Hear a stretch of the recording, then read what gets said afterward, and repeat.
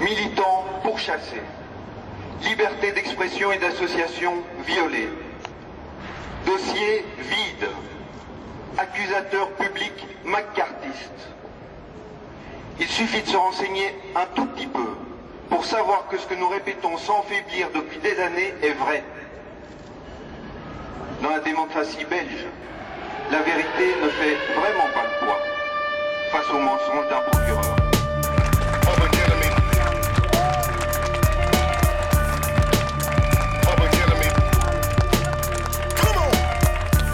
Chers amis camarades, merci d'être venus encore une fois si nombreux.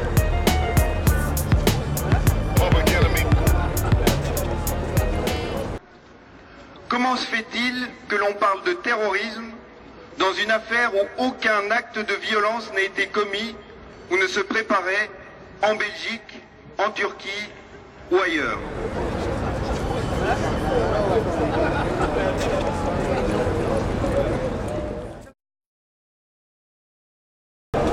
Protester contre ce procès interminable qui remet en cause la liberté d'expression de quelqu'un qui n'a commis aucun délit dans le pays. Il est inacceptable qu'on le poursuive depuis 10 ans pour des faits qui ne sont, à mon sens, pas du tout punissables. Il a le droit d'exprimer, même si je ne partage pas ses idées, il a le droit de l'exprimer. Comme disait Voltaire, je ne suis pas d'accord à ce que vous dites, mais je me battrai jusqu'au bout pour que vous aussi continuez à le dire. C'est la raison pour laquelle je suis là. C'est inacceptable. Ces lois antiterroristes permettent des déviations qui sont totalement inacceptables. Il faut les transformer, il faut les changer. Et à la limite, il faut même les abolir parce qu'il existe dans le code pénal suffisamment d'incrimination pour punir tous ceux qui commettent des actes dits terroristes. Donc voilà, il y a une évaluation en cours à la Chambre. J'espère avec mon ami Jean Cornille qui est à la Chambre et qui suit ça de près, que la loi sera modifiée pour la rendre beaucoup plus précise et ne permettre plus ce genre de dérives qui sont totalement inacceptables.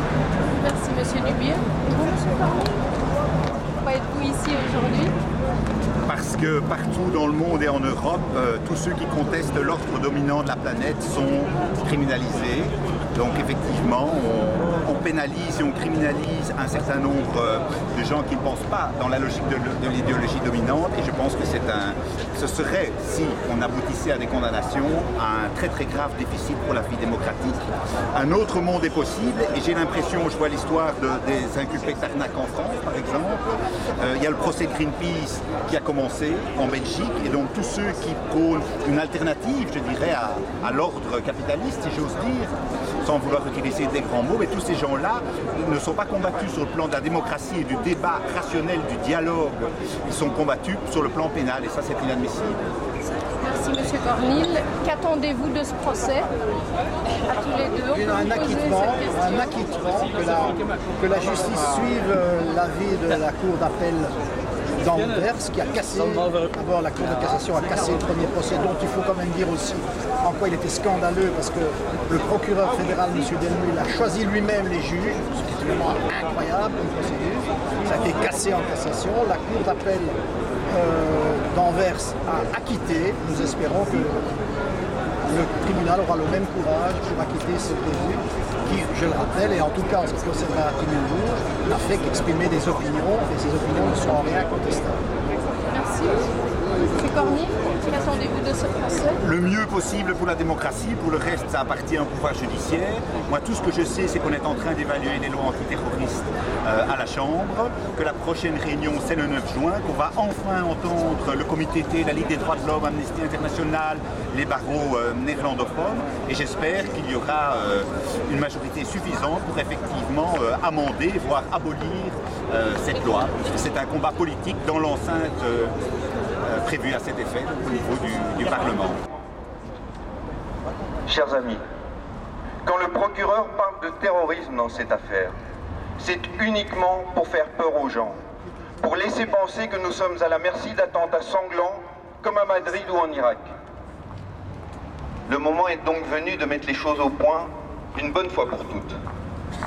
Si être terroriste, c'est tout faire pour tuer massivement des civils innocents, alors soyez-en certains, le DHKPC n'est pas et n'a jamais été une organisation terroriste. Moi je suis venue aujourd'hui parce que par principe je soutiens toutes les formes de résistance à la domination de ce monde impérialiste. Je ne considère pas la Turquie non plus comme un État démocratique. mais surtout parce que je pense que ce procès est surtout un test important pour les lois antiterroristes dans notre pays. Il y aura bientôt des élections européennes, donc il y a une liste européenne des organisations terroristes qui est d'ailleurs qui n'a été soumise à aucun vote au Parlement européen. Il faut savoir que l'ONU réfute en fait ce type de listing et que cette liste et ces lois sont directement inspirées par les États-Unis. Donc je pense que si on est conséquent et si on est pour l'abrogation de ces lois, on peut poser à n'importe quel procès qui se fait sur base de ces lois. Donc pour moi, quiconque sera jugé dans notre pays sur base des lois antiterroristes, et il y en a d'autres que les membres du DHKPC, Barkhim Youngour, je serai là, s'ils appellent à la solidarité, je serai là, parce que ces lois en elles-mêmes criminalisent la résistance et en plus toute aide à la résistance. Nous ne cherchons pas à caricaturer la réalité, à réduire le débat au bien contre le mal. Si à chaque fois nous nous sommes déplacés au tribunal, si nous répondons présents à chacune des occasions où il s'avère nécessaire de soutenir Bar, Moussa ou Choukrier, c'est pour affirmer que l'arsenal répressif dont dispose Johan W. Delmul et la police belge ne nous intimide pas. Nous, les citoyens, les militants, nous refusons de nous taire. Nous continuerons à critiquer, à protester, à marquer notre solidarité avec les peuples debout pour leur dignité. Nous continuerons à nous mobiliser pour changer le monde. Mais je soutiens Bar depuis le début parce que je pense que ce procès c'est vraiment une illustration des dérives des lois antiterroristes. On accuse des gens de terrorisme d'abord sans définir clairement ce mot, en lui donnant une extension tellement large que n'importe quel fait un petit peu critique par rapport à la loi devient terroriste. Et donc je pense que c'est vraiment extrêmement dangereux. Je pense que je défendrai de la même manière n'importe qui accusé aussi à tort. Et donc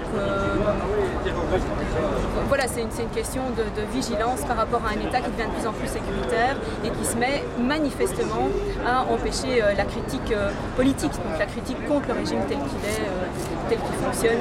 Et donc je crois que c'est vraiment dangereux pour tout le monde. Pensez-y, dans l'isoloir et chaque jour de votre vie, pour défendre ce que nous possédons de plus cher, pour protéger nos libertés, nous ne devrons compter que sur nous-mêmes.